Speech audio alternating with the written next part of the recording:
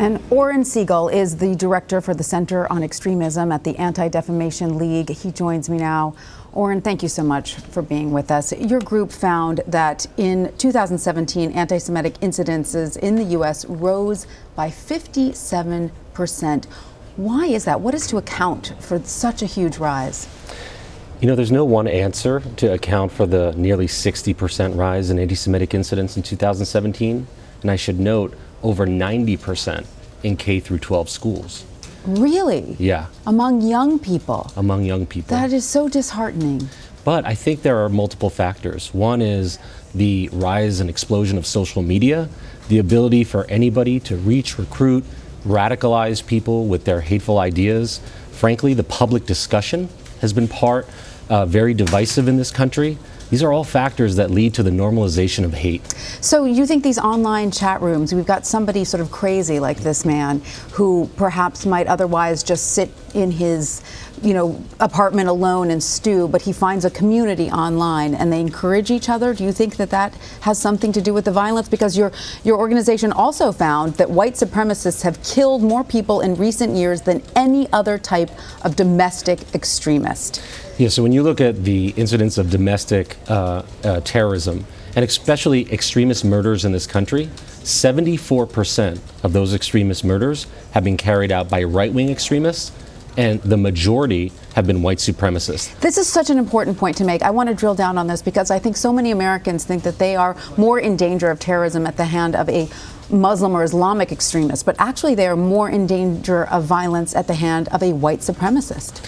Listen, the reality is, whether it's the Jewish community or any community in this country, we don't have a luxury to ignore any extremist threat. I will say this, anti-Semitism is the life's blood of all forms of extremism, and violence tends to not be all that far behind. So what more would you like to see President Trump do? He did say that there must be no tolerance for anti-Semitism. Would you like to see him come out more strongly? What would you like to see the president do? Listen, I think this is a complicated question. I think all Americans expect their leaders, community leaders, local leaders, and even the leaders in the highest office to consistently and unequivocally reject hatred whenever it shows up. That could be a good start. So on Saturday, the president suggested that perhaps armed guards at the synagogue could have prevented this from happening. Do you agree with that assessment? Would you like to see synagogues outfitted with armed guards? I would just like to say that when we think about that incident, we have 3 police officers, Pittsburgh PD, who were apparently injured as well. They were on the scene pretty quickly, and so our hearts go out to them as well. Hatred is not going to be litigated away simply with more guns or less social media platforms. This is a holistic approach that we need. Everybody has a stake in standing up to hate. We are all grieving because, like you said, an attack against one group is an attack against all of us. Do you think, there are some in the Jewish community that have said President Trump is not welcome to come to the synagogue unless he disavows white supremacy more strongly. Do you agree with that?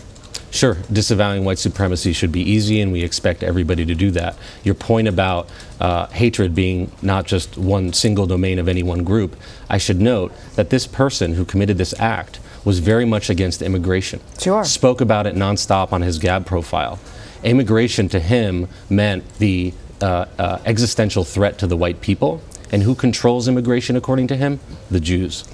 It's incredible how people get these ideas and they seem to spawn and proliferate when they find others online. It's really very, very disturbing, and I hope this country can find a solution to it soon.